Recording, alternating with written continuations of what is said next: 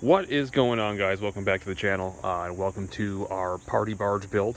If you're new here, basically we are working on a old pontoon that we're turning to what we call the party barge. And today we're going to show you how to build that and those. Stick around. Alright guys, moving forward, the next step for our build project is going to be building some of the actual furniture. And what we're going to start with basically in the front is two chaise lounges. So one here, one over here, and potentially a table in the center. Haven't confirmed that yet, but we'll see what the chaise lounges look like when they're done. And the idea of the chaise lounge, they're going to be roughly about 78 inches long by about 23 inches out. So it's going to be enough to get it behind this thing here. We want to make sure that the gate can open and close and that that's not in the way.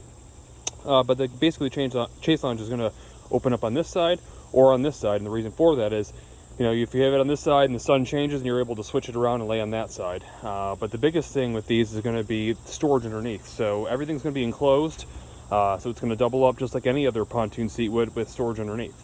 So let me go ahead and show you what we're going to start with to get that done. As you guys can see, here is our lumber that we're going to be using for the framing.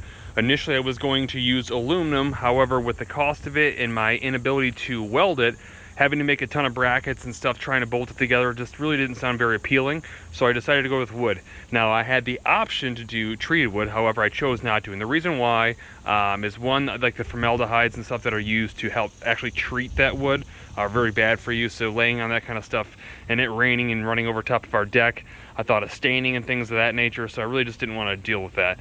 So what I decided to do was use a premium treated lumber, and what we're going to do is we're actually going to stain this a dark gray, and then use an outdoor urethane over top of that to help seal everything in. And then there will be some aluminum components that go with that as well, as far as reclining and stuff like that, but you'll see as we build. But from now on, what I'm going to do is I'm going to turn all this lumber you see right here into two chaises in 3, 2, 1. And there you go. Basically what I try to do is I try to make like drawings like this, plan everything out, figure out how many sheets of plywood or any pieces of 2x4s I need and what kind of cuts I make, so I can make sure that I'm left with the smallest amount of nothing left, and that's kind of what we came up with. There are a couple more cuts. We do have some extras left that we will make, but first to start is start making the main frame. Okay, so guys, there is one of our chaise lounge frames. I had to make a couple additions to supports. I didn't have to, but the way this thing's going to work, again, as I shared with you, this side folds up, so does that side. I needed some bracing to fold the sheets of plywood that'll be on top of it up. So there will be brackets that are going from this board to the top plywood sheet that allows it to angle upward. So I needed something to go off of. I thought, well, if I'm going to do that, because I also need support for the fascia boards right here, I might as well go ahead and make more support in the center, so I went ahead and did that. So let me go ahead and build the second, then we're going to start with the plywood tops and getting the hinges on. Alright, so there you guys have it, two chaise lounge frames. I'm out of breath. I've been running around trying to get this done. As you haven't noticed, the weather's crazy around here. It goes from sunny and hot to stormy and pouring, like over and over. It's crazy. So that's it for the day. I'll be back in the morning to continue work on these things, starting to put the tops on the hinges. Alright, so there is the plywood all on. Basically the way I laid these cuts out, I used a pre-made cushion that's going to go over top of this. And that cushion, where it bent or where it folded, determined where exactly I put these cuts. Now, the particular cushion I have is about 25 here and 28 in the center, or 27.5 in the center, and then another 25 in this end, which allows us to get two folding ends of the chaise. So what you'll see is we've hinged it, and we put an access hole to be able to grab, so we can lift up, and there's our hinge, as you can see, and that is on both ends. And then it's also doubles, obviously, as access to our storage. So the next thing that we have to do is we have to work on getting supports for the backside, so there'll be different levels where the chaise can lay depending on what angle you want. So let me go ahead and show you kind of what we do with making those. Alright, so as you can see, we did a base coat of a gray stain, and when I did a exterior urethane over top of that to seal all the wood, as I spoke about earlier, because obviously this wasn't treated wood, so we want to make sure that it's safe from the elements. So that's done, it's dry now. Today's the next day, and it's time to start putting on some of the fascia. So as I explained to you, we are using the same trim board as we did on the center console, or the helm. And basically what we're going to be doing is putting it straight down the front and down the sides, keeping it basically level with the top right here. So these boards are kind of hidden when the pads sit on top of it. So I'm going to go ahead and screw those on. I'll show you what that looks like. Alright guys, so there you have it. There is all the wood surround on. We're not done yet. I do still have to put a speaker in the center for each one of them. We do have to do some sanding along the edges. This would be a perfect time if you guys have the routers to use like a small quarter round router to hit the edges. Obviously you don't want somebody to hit their head or scrape their face on that. It's pretty sharp, so we're going to go ahead and just sand that down. It's just sitting on the boat temporarily right now. And as you can see, this is the cushion, again, that we based on how our lift or our pivot points were going to work. So you can kind of see that comes up and comes down. So let me go ahead and put that speaker in. I'll show you exactly what it looks like when it's done. Alright guys, so there is our speaker installed. I did not flush mount it this time, and the reason I didn't do that, I don't have any support behind it. I'd have to put like a board behind it and screw this to the board, or the board back from the back to the board, which isn't a big deal, but the problem would have been is that this really would have been sunk into our storage area, and I had to worry about every time we stuff something in there, all the more chance of ripping the wires out of the speaker or whatever, so I didn't want to do that. I will say cutting this plastic is a bit difficult with the jigsaw, only because like my DeWalt cordless blows the dust out away from you. This particular borrow one does not. It does have some kind of chute in the back. It looks like it would almost suck and blow backwards, but it doesn't. I guess I probably could have read the instructions, but I kind of thought at the time, what kind of dummy reads instructions on a jigsaw? Well, I guess I'm that dummy. I didn't do it. So, nonetheless, like I said, it's a little bit difficult because when you're cutting, all the stuff gets in front of you and you kind of can't see your line, but just to be aware of that if you guys are using this material. I also wanted to tell you with this material, it is fully paintable, so don't feel bad if you guys want to do like a blue color or a different color and the only option is white when you buy it at the store. It is fully paintable, so you can make it pretty much any color you want. Just keep in mind that you better use an exterior paint, and it has to be kind of a scratch-proof paint. So anyhow, that's pretty much it for this. Let's go ahead and move forward. Okay, so again, you can see I've run the steering cable down through here, through the hole in the floor of the boat. It's going to get supported and run up through here, through this hole here, to the front of our outboard out, and it's going to get connected back to this right here. And we'll have steering. Let me go ahead and put that on and show you what it looks like. Alright, so as you guys can see, I still haven't supported the line yet, but the reason I haven't done that is we have to still mount down the helm, so I got to make sure that the helm's in right position before I go messing with it or stiffening this here. But it's really simple to install. All you're going to do is slide the thing through. You're going to want to make sure to grease it before you do this if it hasn't been done in a while. Be sure to use like a marine grease or like a moisture wicking or waterproof type grease. You're going to go ahead and stuff the grease inside the tube here. Stick your steering cable through, tighten this nut down here, and then you'll see your output steering shaft here. It'll come through. You'll slide this shaft here through and put your nut and your washers on. It's pretty straightforward. It's really kind of hard to mess up. But now what we're going to do is we're going to go ahead and we are going to get the helm mounted to make sure that the steering cable is in a good position to get the cover over top of all this. Alright guys, so we got the helm exactly where we want it, and I'm able to position the steering cable here down and out of the way so that the board will fit flush to where it's supposed to go. Only problem that I have is I wanted to put, again, I'm using all stainless steel hardware as always, but I wanted to put stainless steel bolts down through this to hold it in place.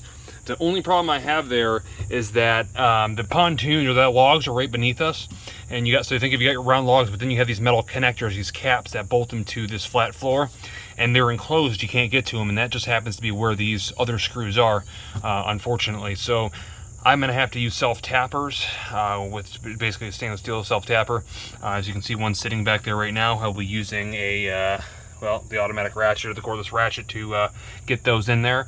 And then I'm going to have to test it just to make sure that it's not going to break loose just kind of by yanking on it and pushing on it and whatnot. Just in case I got to like jump waves and run from Jaws or something, got to make sure that we're stable and the helm doesn't move. So I'm going to go ahead and try that, give it a yank. If it holds, great. If not, I'll keep the self-tappers on this side maybe, and I'll put bolts on this side. So either way, we'll figure it out, but it's getting bolted down right now. Alright guys, the self-tapper didn't hold at all. I'm going to have to try to use bigger ones, but you can kind of see what I mean when you're down here on the round log, the connecting piece. And if you look, you can see that self-tapper right there. So that's the reason we can't really get a nut down there. I mean, if you really fought it, you probably could, but I feel like if I got a big enough self-tapper, it'll probably hold. I just want to make sure that I bolt down this side, since I know that I'm clear right about here to put that bolt, and probably close to here to put the other. So let me go ahead and drill those ones out, and I'll see if I can self-tap the other side and get it strong enough. So we got the two larger holes drilled for the bolts to go through, two smaller pilot holes drilled for some self-tappers that are bigger. We went ahead and vacuumed all the shavings up. We don't want that underneath there, since there'd be no way for them to get out if we did not. So that's taken care of, and I'm going to go ahead and put these bolts in real quick. All right, so our two self-tappers are in on the right, and it is solid. So now all we have to do left is put the two lock washers underneath it. I'll show you what that looks like. All right, so we're back in the creepy underdwellings of the party barge. I got the first lock nut on here. As you can see, it's spinning. I'm either going to try to use an impact to get it to turn fast enough to get that thing to tighten down, or I'm going to have to call in for reinforcements. The other side of that is my other bolt is a cutoff. Kind of hard to see. Can't get a nut on there. The nut that I did bring isn't even a lock nut. I don't know what I'm doing here, clearly, but I'm going to go ahead and get those bolted on one way or another. All right, so, well, one's a little bit longer than the other, but hey, they're both on. I just ended up putting the wrench on top of the bolt on top, and put a little weight on top of it, and it worked. So captain's helm is officially bolted on. Now it's time to move to the next step. All right, so moving on to the next step, we need to get the captain's chair mount in. So we're gonna go ahead and use 6 self-tapping screws to go ahead and mount that in. But the first thing you wanna do is you wanna make sure you set your seat on there where it's lined up with the bolt holes directly underneath the seat, so you can sit on the seat and know it's where you want it to be. Especially like this seat here, it's not adjustable forward and rear.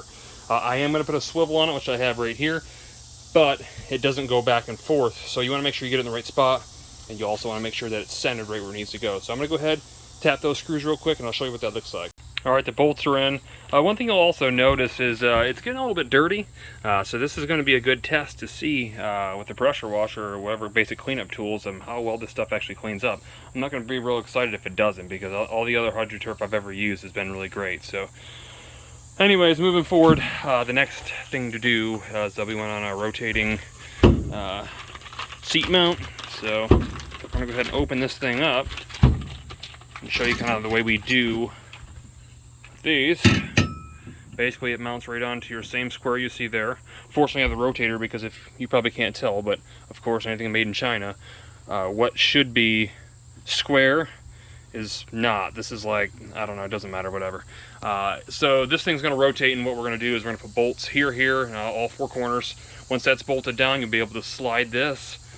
I don't think I can do it with one hand, but it'll slide to where your other bolts are on the sides, and then you'll bolt your seat on. So let's go ahead and bolt that on. All right, guys, so there you go. There's a swivel installed. Now there's only one more thing to do with this part, and that's to put on the captain's chair. So let's go ahead and get that installed, and I'm going to show you what that looks like. All right, guys, there it is. Absolute beautiful quality, high-end luxury captain's chair. I cannot begin to explain to you the quality and how nice this is. Now, it's a little dirty right now from my dirty hands touching it, but it is very, very nice quality. I would say literally Bentley quality. I'm not talking Bentley pontoons, but Bentley quality. The vinyl is very, very good to the touch. If you notice in the center, we got a matte carbon vinyl to go with it. The cushioning is firm, but not too soft, but not too hard. It's got the lifting seat, so if you're to be standing while you are driving the boat, and obviously we have the swivel on it, but there's the back there. It is an absolute beautiful seat. I will 100% definitely link this below. I definitely suggest, if you guys are looking for a new captain's chair for like $260 some, this is 100% the one you should get.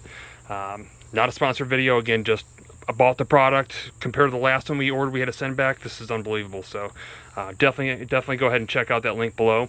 But let's go ahead and move forward. All right, guys, so moving forward, at some point the plan was to put a basically a L-shaped bar from here to there, from there to there. Obviously, what else would you put on a party barge other than a bar? So that's kind of a must. In that bar, there should be 4 bar stools, which go here, here, and probably here and here.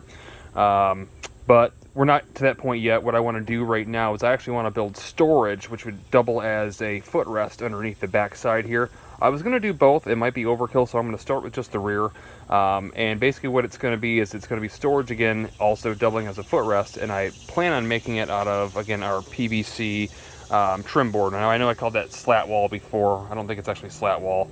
But it is trim boards nonetheless. That's what we'll be using, and we'll be using an aluminum to do the framing. Again, we want to keep it as light as possible. And there's not really any weight on it, so it doesn't really matter as far as rigidity. Nobody's sitting on it or anything, and nobody's standing on it. It's simply a footrest. But the plan is we'll be putting a speaker there, and then probably our 4 batteries, which will be coming from our electric jet ski build. And for those of you that haven't seen that, you should check that build out. It's a cool build. And those of you that have seen it want to know the continuance on it. We won't be using that specific ski just because those X4 hulls are known to flip over really easy. So we start talking about getting higher voltage and stuff. It's probably not the best choice. I do have another option though that I might be using. So we'll talk about that in another episode. However, those 4 batteries are coming out of that jet ski build, and we'll be using those as our, I guess you could call this the coach batteries. And then we'll have our main battery that runs our starting system and our engine. But then we'll have a little bit more storage in there as well. So, you know, things like extra propane tanks, things of that nature. So let's go ahead and move forward. I'm going to show you how I build that. All right, so here is aluminum that we're going to be using to build the frame. It's a pretty simple frame, and I'm trying to use stuff from around the house, so we're not going to put a bunch of money again into something we don't need to. But basically what I'm going to be doing is I'm going to be taking some of this old angle and basically putting like that. Just give you kind of an example here. Kind of like that, assuming it's cut off right there, making a box, and then the tubing will come out of that, and it'll be all riveted together. So we'll be cutting everything with the miter saw, as you see right here. I'm doing this outside because obviously there's metal shavings I don't want all over the shop. So we're trying to do it outside and make it a little bit easier for cleanup, especially with the shop having a floor which, well, you can't find anything on it. So that's what it is. But anyways, doing this, if you guys are doing this, make sure that you wear goggles and a mask. It's very dangerous. All the metal that these saws will chip off when they're cutting this stuff. They cut it smooth as butter, but it will get in your eyes, so you have to be careful with that. So let's go ahead, let's start making some of this framing. I'll show you exactly what I mean. All right guys, so we got all our metal basically cut, as you see right there. One of the reasons I don't like cutting this stuff is you can see there's bigger chunks, but there's really fine mist or dust from the aluminum, and I know it's harmful to you, so you got to be careful when you're cutting this stuff and make sure that you use protection correctly. Anyhow, I'm going to get this cleaned up right now, and we're going to start bolting some of this stuff together.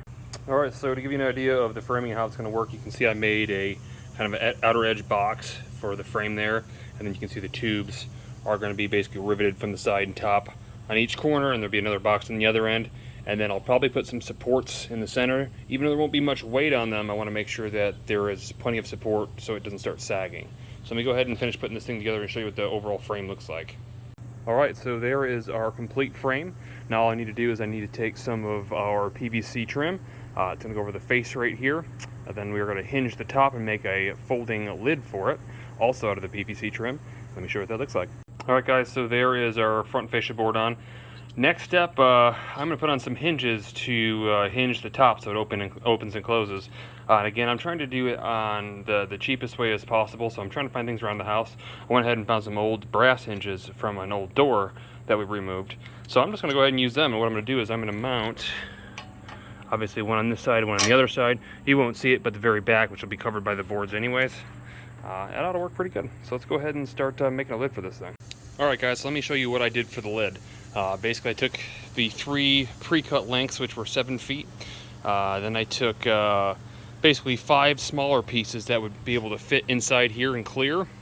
1, 2, 3, 4, 5. At very least 2 of those will need 2 screws so it doesn't shift side to side. Then I went ahead and lined it up and mounted it to the hinges, and let's see if it closes. And it closes. That's perfect. Now it's time to put the speakers in the front of it. Alright guys, so there it is, basically just sitting there right now. It's not bolted in. We will end up putting the screws on the corners holding it down into the floor. But that's what it looks like. I thought it turned out pretty good. It's a little dirty right now, obviously, dirty hands, that happens. And you might notice something that looks kind of peculiar, and that is that you see that one's about a foot from that side and that one's about 2. I did that because I think, I don't know, I originally was going to, but then I kind of decided against it, but I was going to build 2 of them, one there and one here. That way both sides of the bar have footstools. Or footrests. So I don't know yet, but I thought this would future-proof. That doesn't really matter if it's offset, but just in case, if I would have put that speaker there, then it would have been blocked by the other unit. So anyways, if we go up inside this thing, you can kind of see what we're working with here. There it is open. Here's our batteries. So again, you'll see we have our 1 main battery and our 4 smaller batteries that came out of the electric jet ski project. Now you'll notice these are set up a little bit different. If you saw that video where that was running at 48 volts, we'll be still running 12 volts. So these batteries are basically flipped every other. Now what we'll do is we'll have a bolt that'll run all the way through here, and it'll have hosing between it, so there's less contact in case something metal was to fall in here. But also you notice my bracket's a little short now too, because basically we don't have the indentation we had on the way the other ones was. So nonetheless, not a big deal. I'll just have to cut it and add about a ½ inch to it. But that's going to be the basic way it's going to look. We're going to go ahead and get ready to mount some of our electrical. We have to set up the Perco switch, so it's basically battery selector is what you might call it. That way basically you start and use that battery right there to get the motor going up and down the lake. When you park, you switch over to batteries number 2. These will power the radio, lights, and everything else on the boat until you decide to start it again, and then which you can run both batteries, so it will charge all of these batteries. So kind of a cool setup. Pretty basic, not hard wiring, but I'll show you guys how that's done. So for now, let's go ahead and move forward. So moving forward, we have to work on the last piece of major furniture on the boat before we can get into any of the electrical, and that is going to be doing that bar top we spoke of that is across the back side and all the way across the back. So what we're going to be doing is we're going to be constructing an aluminum frame, and we are going to be topping it with our same PVC trim board. We're going to use some metal post legs that are galvanized to basically hold it up, one in each corner, one over there, one there, and one back here. So roughly estimates for my size boat, it's going to be like 107 inches long by like 88, I think, if I measured correctly. So let's go ahead and let's start to move forward and building that frame. All right, so here's the tube frame I just spoke about. You can see that is the short side. This is actually the long side, and it's actually upside down right now. What we're going to be doing, obviously, because I don't have a welder, to get all these 1-inch square tubing sections to bolt together, we're going to use plate aluminum. So there will be a large plate here in the center. There'll be one in the middle and one on the end of both sides. So let's go ahead and cut those, and I'm going to rivet it on and show you what that looks like. All right, guys, so here is the complete frame. As you can see, it's a pretty tight fit. It goes all the way up and all the way down to there. Now all I gotta do is I get the legs on. We'll mount this to that, and then we'll put the plastic on top of that. Let's go ahead and move forward. All right, so moving forward, we're gonna work on the poles or the bases for the L-shaped bar. So again, as I share with you, there's gonna be one on each end and one in the very corner of the L, and those bases are right here, what you're seeing. So this is a DIY approach to getting the height that we want. These are actually 36 inches tall, about maybe 36.5 with the end caps screwed down on them. And all it is a 1-inch steel pipe with a just basically an end cap on it.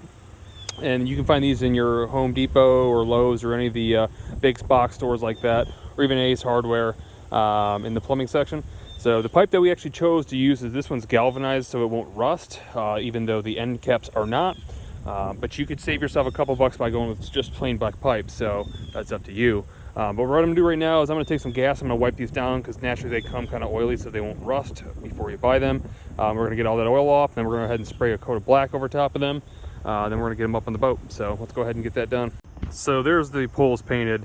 Now the next step is to get them up there on the boat and place them where they need to be placed. Then we'll temporarily set the frame on top of that to kind of see where we're gonna actually lay these out. The reason I'm kind of doing it in this order, and the reason I haven't put the white PVC on top of the frame yet, is because there's a lot of wiring and stuff to be ran. You guys will see as that comes, but that's the reason I'm working kind of from the bottom up. So let's go ahead and move forward and get that done. All right, guys, so here is the frame sitting on the poles, and this is actually my concern right here. As you can see, the lower box, storage box slash footrest, is clearly in the way. And so that leaves me with two options. Either I leave that leg the way it is, this leg the way it is, and I basically cut 4 inches off this side of the footrest and slide it over for that to fit in where it goes. Or I think what we might do is cut back like 6 inches here, make sure the hinges are moved over, make this permanent with a hole through it, and then mount the legs down inside there, and obviously slide this cat back over top of it, so it's more of a permanence, and it can be on both sides, so it's matching even. I think that may be the way we have to go, but that's the reason I wanted to test bed all this stuff on here, because like I said, there's a lot of wires to run, there's still a lot to do, so we want to make sure that everything goes as smooth as possible. So let's go ahead and move forward with that.